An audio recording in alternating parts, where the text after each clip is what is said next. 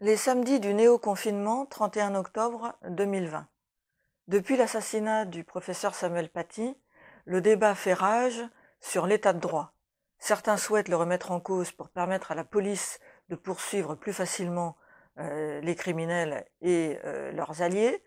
D'autres font des tribunes pour dire l'état de droit est une valeur fondamentale qu'il faut protéger parce que c'est ça qui protège nos libertés.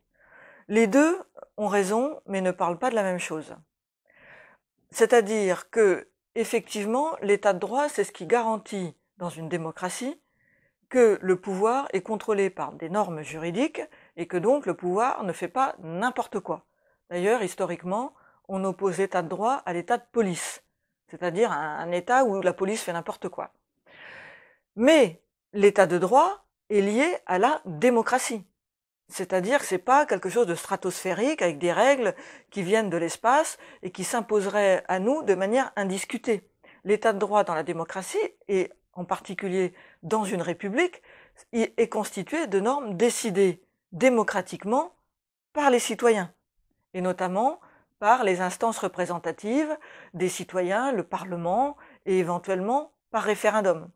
Ce qui se passe depuis plusieurs dizaines d'années, c'est que l'état de droit est de plus en plus défini par des normes extérieures, que ce soit des conventions internationales négociées dans des coins par des gouvernements qui ne rendent jamais compte de rien, et en particulier pas devant leur peuple, ou par des juges, que ce soit des juges internationaux ou des juges nationaux, qui fabriquent une interprétation du droit tellement élastique qu'on ne voit plus très bien le lien avec ce que les citoyens et le peuple ont décidé.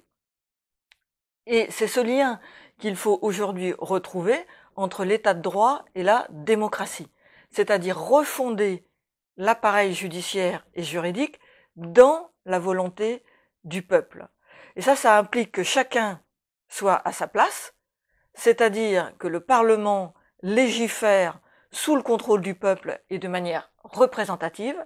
On sait très bien que depuis des années, on a des parlements qui sont élus dans des conditions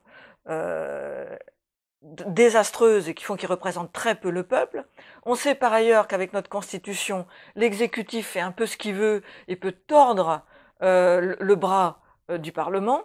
Et on sait que le peuple, qui est supposé être le souverain, n'est plus respecté. Depuis le 29 mai 2005, le référendum, on sait que la volonté du peuple n'est plus respectée. Et on sait par ailleurs que nos institutions fonctionnent de manière complètement hors sol, pilotées finalement par la construction européenne. Donc remettons tout cela d'aplomb en élisant une assemblée constituante qui remettra les institutions en accord avec la volonté du peuple.